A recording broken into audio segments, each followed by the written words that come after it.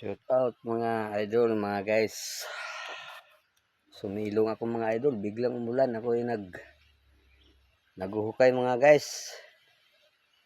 Oh, para yung lagyan ng pataba, yung saging at saka yung niyugang ko mga guys, mga idol.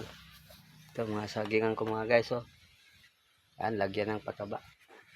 Mga niyugan.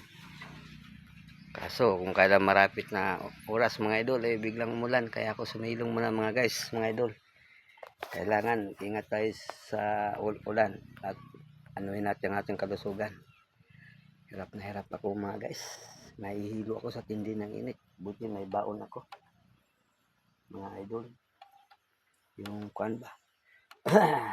Tubig. Ito malamig mga guys. Kailangan baon ka ng tubig. Saka dito ako sa aking kubo mga idol. Mga guys. Bawat kasi mga guys, mga distansya mga guys, mayroon akong kubo tulad nito mga guys, kung saan man ako sisilong ako mga idol. Kaya marami akong kubo din dito mga guys, mga idol, na ginagawa para silungan ba.